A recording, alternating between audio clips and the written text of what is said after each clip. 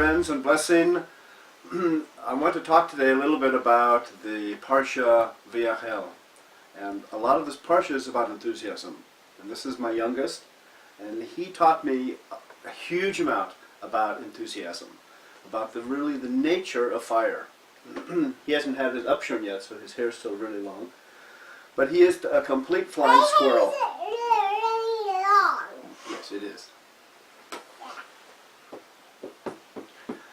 The nature of this Parsha is about, similar to the last Parsha, it is about enthusiasm, which is understood really to be a kind of fire. Fire has different aspects, and they are talked about extensively within this Parsha. In this Parsha, the people are coming to build the Mishkan, the portable temple. They're asked to help build it, to bring of themselves. They become so incredibly enthusiastic, like Akiva, my son, whenever he wants to do something, so incredibly filled with the fire of it. They are called ridufin. They are compelled. They are obsessed, really, to help build it, to help create it. And so much so that they bring an excess of gifts. And the Torah says at one point, they had to be told, enough, genug, stop.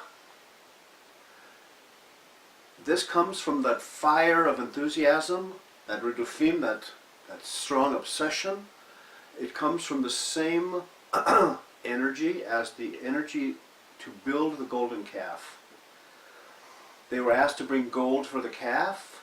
They were asked to bring gold for the Mishkan. And they brought both with a wild enthusiasm.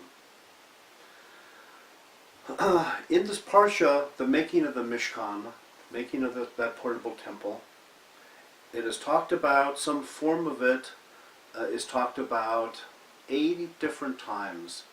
The word asiya, which means to make, but it also means foundation, is used 80 different ways. So important and so filled with a desire were the people to try to create something in the world, to create something great. And again we have these two fires, the fire of the egel, of the calf, the golden calf, and the fire of the Mishkan.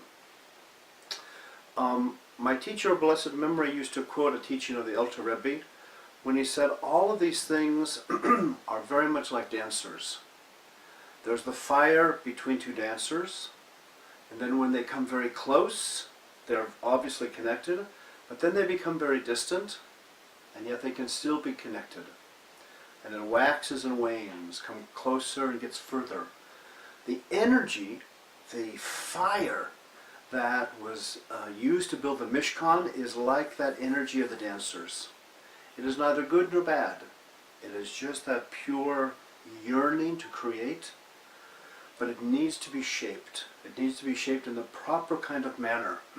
This, according to the Torah, that wonderful picture that the Torah seeks to give us, was done by the artist. These fires, this fire which would go either this way or that way, was shaped by the artist Bezalel, the one who sits in the shade of God. It's a wonderful metaphor that these fires are not quenched, but they are shaded by the artist, by that governing agent, Bezalel. He has the fire within, the fire of art, but it is the fire of shaping. It is a directed quenching almost of the fire so that it does not run completely out of control.